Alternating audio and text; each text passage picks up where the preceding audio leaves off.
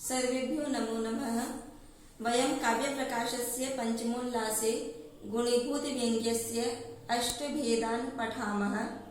अष्टभेदान्तर्गते अगूढगुणीभूतव्यङ्ग्यम् अथ च अप्रस्याङ्गगुणीभूतव्यङ्ग्यं सर्वे पठितवन्तः। अद्य गुणीभूतव्यङ्ग्यस्य वाच्यसिद्ध्यङ्गव्यङ्ग्यं पठिष्यामः। सर्वप्रथमं गुणीभूतव्यङ्ग्यं किं भवति सर्वे जानन्ति। पुनरपि आवृत्तिरूपेण वदामि। यत्र व्यङ्ग्यार्थः वाच्यार्थापेक्षया अधिकचमत्कारयुक्तः न भवति तदुच्यते गुणीभूतव्यङ्ग्यम् अर्थात् मध्यमकाव्यम्। अधुना अद्य वयं गुणीभूतव्यङ्ग्यस्य तृतीयं भेदं पठामः। तृतीयः भेदः कोऽस्ति वाच्यसिद्ध्यङ्गम्। वाच्यसिद्ध्यङ्गम् अर्थात् किं भवति?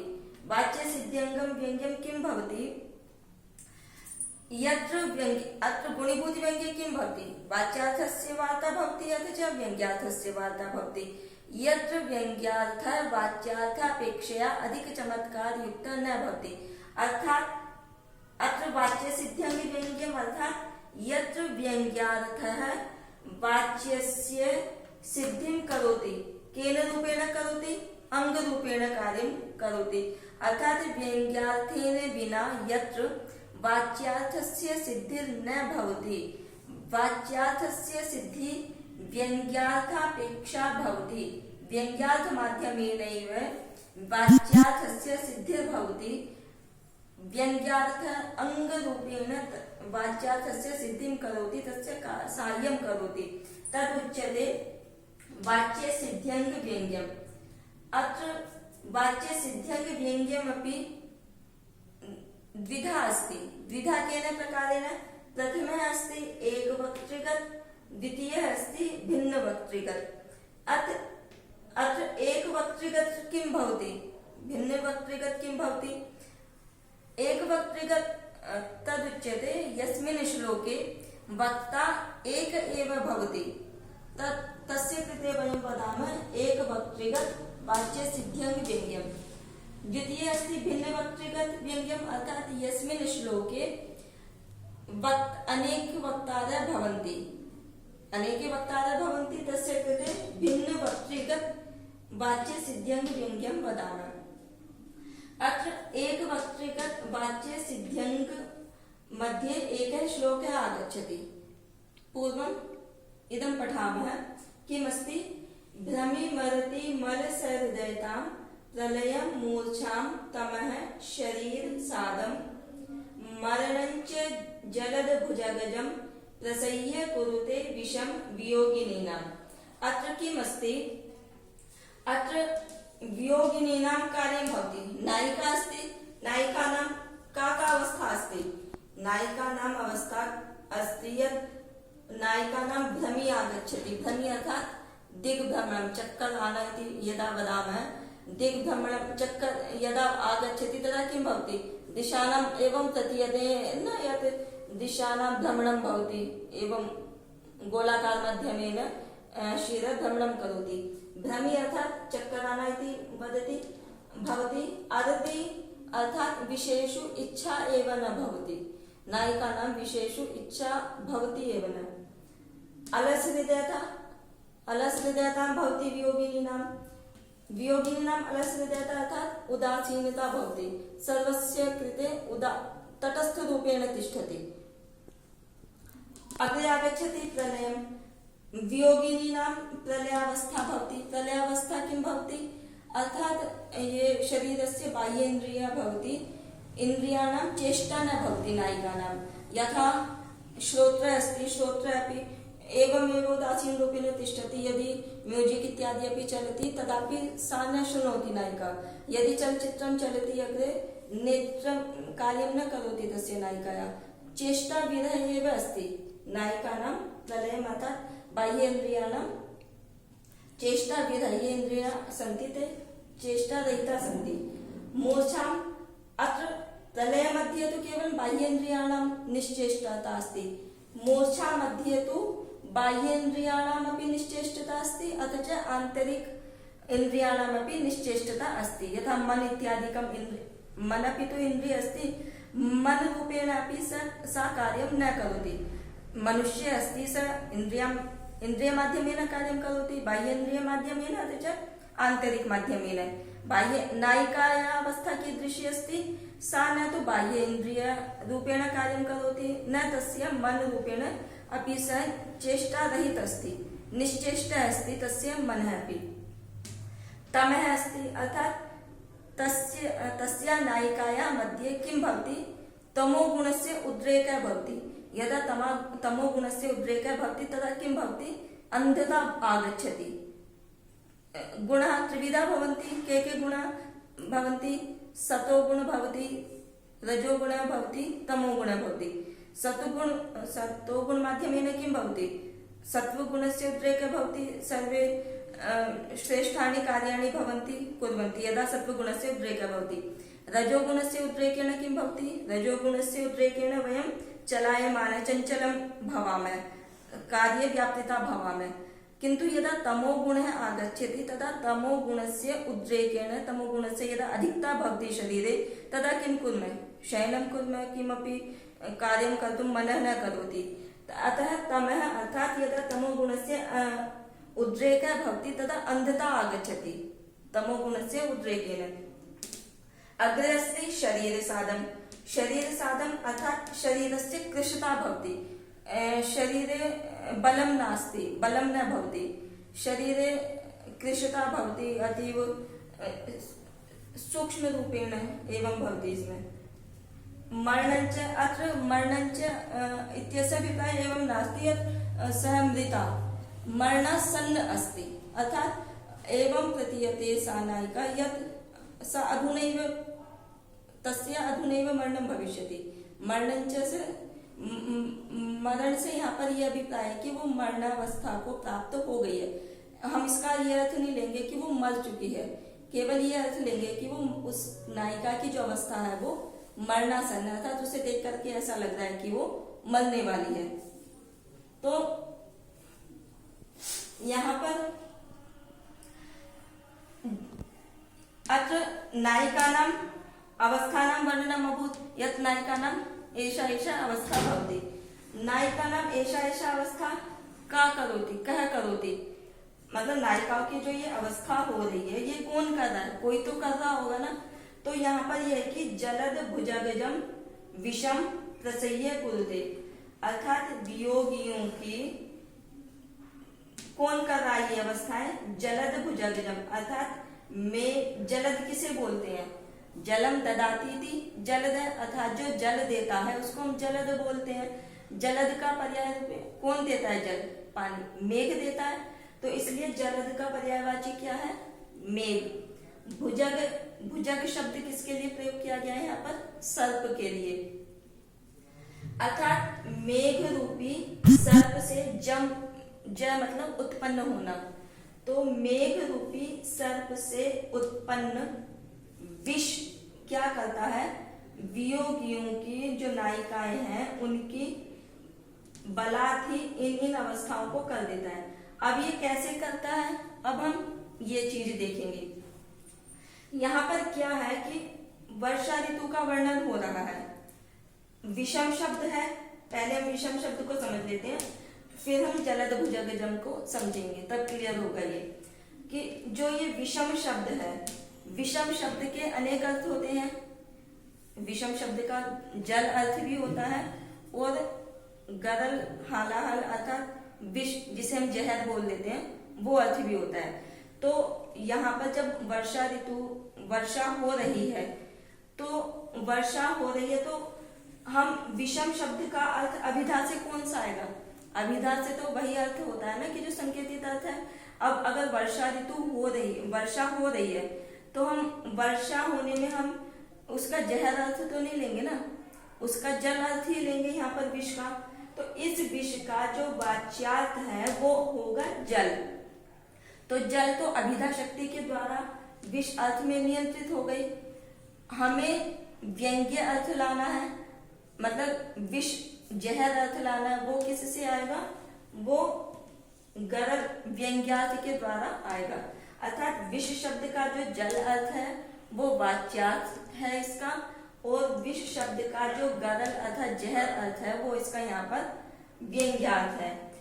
अब यहाँ पर ये देखिए, जब तक हम विष शब्द का व्यंग्यार्थ गरल अर्थात जहर अर्थ नहीं लेंगे तब तक हमारे वाच्यार्थ की सिद्धि नहीं होने की। वाच्यार्थ अर्थात जो हमारे विष का जल रूप अर्थ है उसकी सिद्धि नहीं होगी।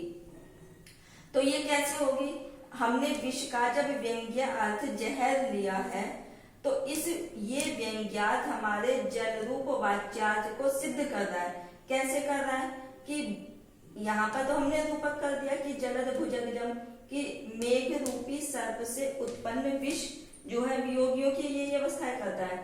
तो जल किस तरीके से नायिका की इन अवस्थाओं को करेगा, तो उसके लिए हमें पहले विष शब्द का गरल अर्थ लाना पड़ेगा व्यंग्यार्थ के द्वारा, तभी हम जल के द्वारा नायिका की ये सारी अवस्थाएं उत्पन्न कर सकते हैं। तो विष का जब हमने जहर अर्थ ले लिया तो जहर किससे होता है, भुजगजम सर्प से ही हमारा विष जो जहर अर्थ है वो हमारा आएगा। तो भुजगजम अर्थात जल से भुजगजम अर्थात सर्प से उत्पन्न जो विष है वो नायिकाओं की ये अवस्थाएं कर रहा है। यानी कि जो सांप के काटने से क्या हो रहा है, सांप का जब जहर शरीर में आता है, सांप के काटने से क्या होता है, सारा जहर शरीर के अंदर आता है। तो वो जहर क्या क्या करता है नायिकाओं को, किसी को भी जिसको भी काटेगा उसको चक्कर आने स्टार्ट हो जाएंगे, बेचैनी होगी, अदिति अर्थात विषयों में इच्छा ही नहीं होगी, अलस हृदयता उदासीनता रहेगी, प्रलयम रहेगा, उसकी बाह्य इंद्रियां काम नहीं करेंगी, मूर्छा स्थिति होगी, मूर्छित व्यक्ति सा होगा, तमोगुण सा हो जाएगा, अंधकार सा होगा, तमोगुण से शरीर में बहुत ज्यादा कृष्णता कमजोरी आ जाएगी और मरणंच ऐसा लगेगा कि मैं तो मर ही गया। ये सारी अवस्थाएं किससे होंगी, सांप के काटने से उत्पन्न जो जहर होगा उससे। अब यही अवस्थाएं क्या हो रही है, जलद से भी हो रही है, अर्थात मेघ से भी ये नायिकाओं की ये अवस्थाएं हो रही है। तो जब तक हम विष शब्द का व्यंग्यार्थ गरल अर्थ नहीं लेंगे तब तक हम इस जलद भुजगजम यानी कि जो जल रूप वाच्यार्थ है उसकी प्रतीति यहाँ पर तब तक नहीं होगी। यहाँ पर एक बार हम देख लेते हैं कि जलद एव भुजग इति रूपणम वाच्यम तावत न सिद्ध्यति, अर्थात जल रूपी जो भुजग है, जो सर्प है, ये जो वाच्यार्थ है ये तब तक सिद्ध नहीं होगा जब तक कि विषम इत्यनेन, विष इस शब्द से जलवाचकेन हलाहलम अर्थात जहर इति न वेद्यते। इस प्रकार यहाँ पर हलाहल व्यंग्यार्थ के द्वारा जलद भुजगजम इस वाच्यार्थ की सिद्धि होती है, इसलिए ये वाच्य सिद्ध्यंग का उदाहरण है। एक वक्तृगत अर्थात इसमें केवल एक कवि ही बात कर रहा है, इसका वक्ता इस श्लोक में एक ही वक्ता है। एक वक्ता होने के कारण ये एक वक्तृगत वाच्य सिद्ध्यंग व्यंग्य का उदाहरण है। अब दूसरा हम उदाहरण देखेंगे भिन्न वक्तृगत, अर्थात जिस श्लोक में भिन्न भिन्न वक्ताएं होते हैं, भिन्न भिन्न वक्ता अर्थात अलग अलग वक्ता होते हैं, उसमें कैसे होते हैं ये देखते हैं। गच्छाम्यच्युत दर्शन किमस्ति यत्र शार्दूलविक्रीडितं छन्दः अस्ति न, शार्दूलविक्रीडितस्य छन्दस्य लक्षणं किमस्ति, सूर्याश्वैर्मः सजौ सततगा शार्दूलविक्रीडितं गच्छाम्यच्युत दर्शनेन भवतः किञ्चित्तदुत्पद्यते किं त्वेवं विजनस्थयोर्हतजनः सम्भावयत्यन्यथा इत्यामन्त्रणभङ्गिसूचितवृथा वस्थानखेदालसाम् आश्लिष्यन् पुलकोत्कराञ्चिततनुर् गोपीं हरि पातु वः। अत्र किमस्ति? अत्र द्वौ पङ्क्तौ तु वाच्यार्थः अस्ति, द्वौ पङ्क्तौ व्यङ्ग्यार्थः अस्ति। अत्र व्यङ्ग्यार्थः अस्ति, प्रथमद्वौ पङ्क्तौ व्यङ्ग्यार्थः अस्ति, अन्तिमद्वौ पङ्क्तौ वाच्यार्थः अस्ति। केन प्रकारेण अस्ति? अत्र पश्यन्तु। अत्र चतुर्थ पंक्तौ अस्ति हरि वः पातु, अर्थात हरि कस्य कृते वयं वदामः? ईश्वर रूपेण अत्र हरि कृष्ण रूपेण अस्ति। हरि वह अर्थात युष्मान, जो भगवान है वो वह अर्थात युष्मान तुम लोगों की पातु रक्षा करे। वो हरि कैसे कैसे हैं, किस तरीके के हैं? जो हरि, जो ईश्वर, जो कृष्ण है, जो तुम लोगों की रक्षा करेंगे, वो कृष्ण किस तरीके के हैं? वो है पुलकोत्कराञ्चित तनु, अर्थात पुलक शब्द कहते हैं रोमांच, पुलक अर्थात रोमांच, उत्करेण अर्थात समूह से, अर्थात रोमांच के समूह से, अंचित अर्थात व्याप्तित, जो शरीर है, तनु अर्थात शरीर, ऐसे भगवान जिनका शरीर रोमांच के समूह से व्याप्त शरीर वाला जो हरि है, कृष्ण है, वो तुम लोगों की रक्षा करें। और वो कृष्ण क्या कर रहे हैं? गोपीम आश्लिष्यन, गोपी का आश्लिष्यन अर्थात आलिंगन किए हुए वो जो कृष्ण है वो तुम लोगों की रक्षा करें। अत्र की यहाँ पर क्या है? यहाँ कह रहे अच्युत शब्द आया है। अच्युत शब्द किसके लिए प्रयोग होता है? श्री कृष्ण के लिए प्रयोग होता है। तो यहाँ पर गोपी क्या कह रही है? गोपी कह रही है कि हे अच्युत, हे कृष्ण, गच्छामि, कि मैं जा रही हूँ, भवतः दर्शनेन किम तृप्ति उत्पद्यते, भवतः अर्थात आपके दर्शन से क्या तृप्ति हो जाती है, तृप्ति उत्पन्न हो जाती है? कि आपके देखने मात्र से क्या तृप्ति उत्पन्न हो जाती है? अर्थात नहीं होगी। वाच्यार्थ तो क्या है कि क्या तुम्हारे दर्शन मात्र से तृप्ति हो जाएगी, ये है। लेकिन इसका व्यंग्यार्थ ये होगा कि तुम्हारे दर्शन मात्र से नहीं होगी, अर्थात अन्य कार्यों से तृप्ति होगी। किंतु एवं विजन स्थयोर हतजन संभावयति अन्यथा, कि जो किंतु जो विजन, विजन किसको कहते हैं? विजन स्थान क्या होता है? विजन स्थान अर्थात एकांत स्थान जो होता है उसको हम विजन, यानी कि जो जन से रहित स्थान है उसको विजन।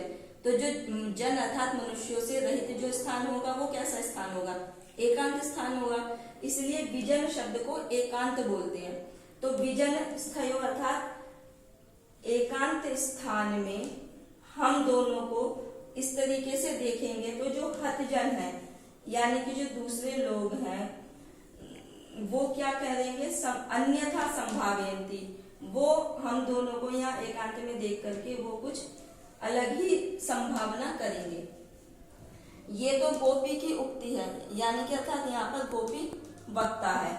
लेकिन यहाँ पर क्या करें? इति आमंत्रण, आमंत्रण जो है ये संबोधन के लिए प्रयोग किया गया है कि जो अच्युत शब्द का संबोधन है, इस अब ये ध्यान रखना, ये पंक्ति तो गोपी ने कही है, ये जो पंक्ति है ये कवि कह रहे हैं।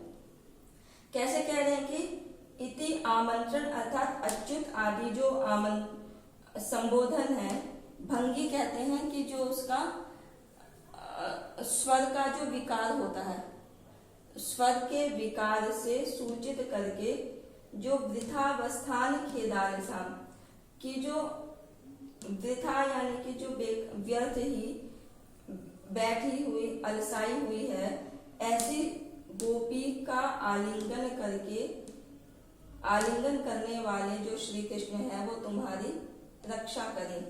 यहाँ पर अच्युतादि व्यंग्यम जो है, देखो वाच्यार्थ रूप में तो अच्युत शब्द का अर्थ कृष्ण है, लेकिन इसका व्यंग्यार्थ क्या निकलेगा अच्युत का, अर्थात जो च्युत न हो।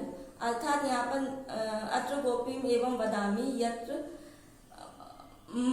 मत्सदृशा नायिका उपस्थिता अस्ति भवतः समक्षे, किंतु तदापि भवान् च्युतः नास्ति, स्वसंस्कार माध्यमेन च्युतः नास्ति, अच्युत अस्ति।